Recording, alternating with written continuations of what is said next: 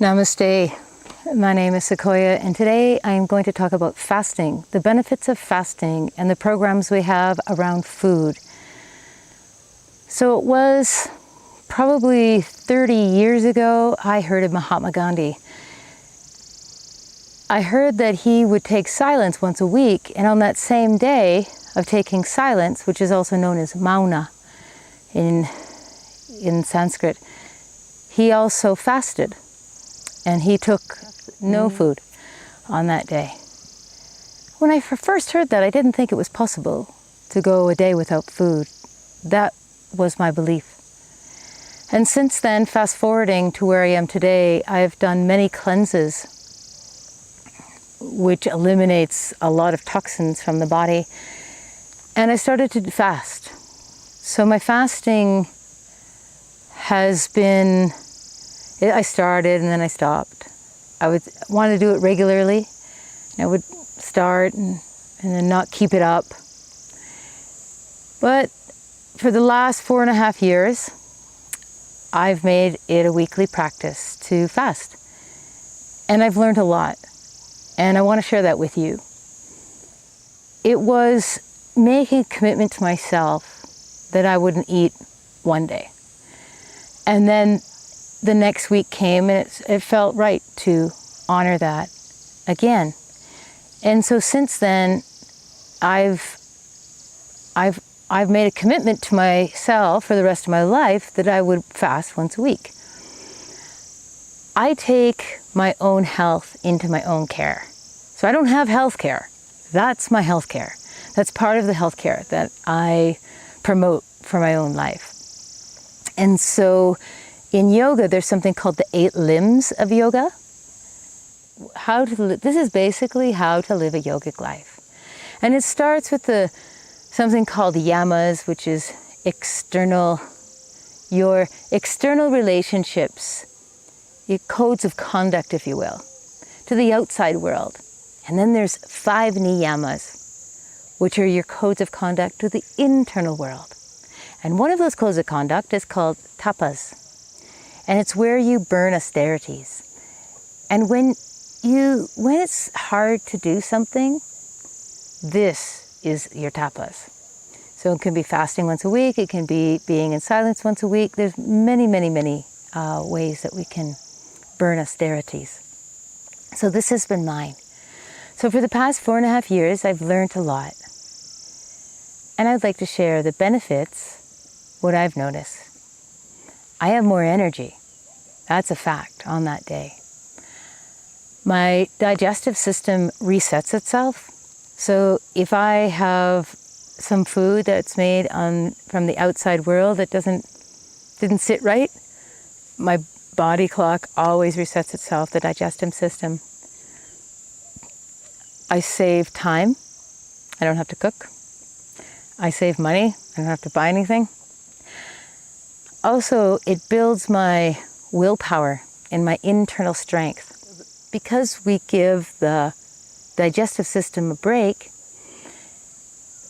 it's in the same area that our 3rd chakra, known as Manipura, resides. And there's associations to Manipura.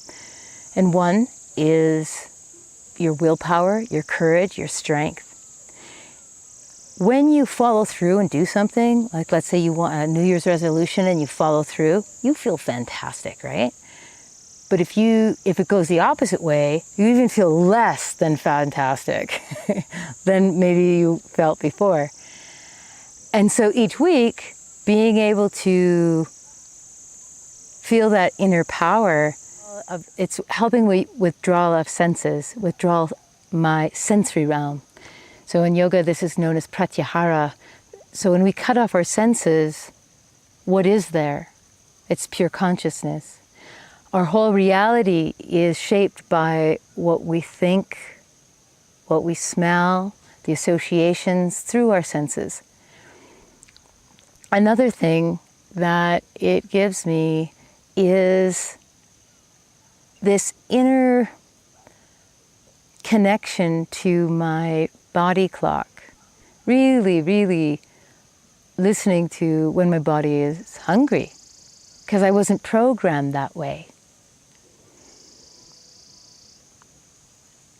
in the 4.5 years I've been doing this, I've also changed my relationship to food, specifically sugar. I had a sugar addiction since my whole life. I look through my journals and I just see that I'm writing the same problem. And I may have stopped for a couple of days, but always that has been a constant.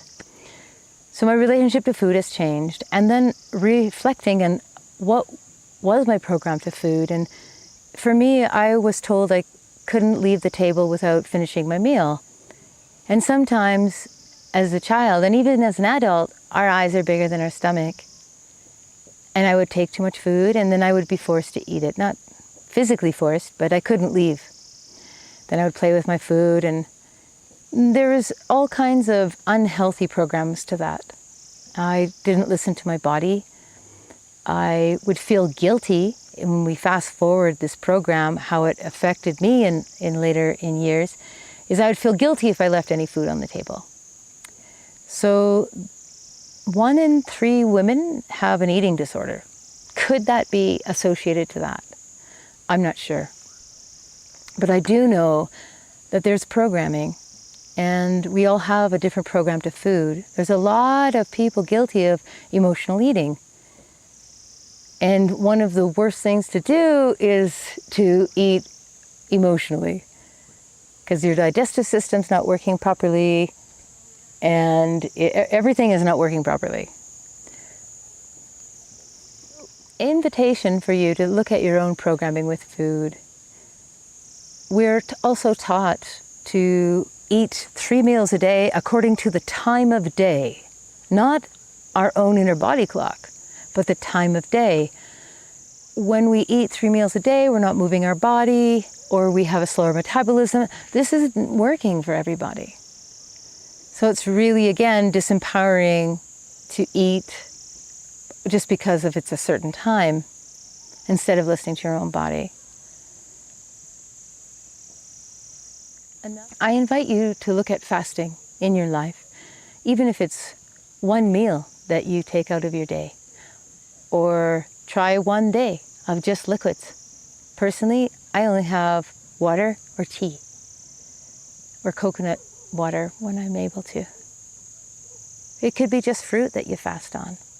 But when we give our digestive system a break, we get many, many benefits. And it really has changed my life. And I've devoted the rest of my life to fasting once a week. I've chosen a specific day, and sometimes it's inconvenient. It could be company is coming over or something. So I alter it. I choose Wednesday, and sometimes I might do it on Tuesday or Thursday. But if you set something regular, and don't beat yourself up if you don't make it. You just get up and you keep doing it again. You just do the best that you can, and let that be your mantra, always. I hope this has inspired you in some way to look at your relationship to food and fasting. Have a beautiful day. Namaste.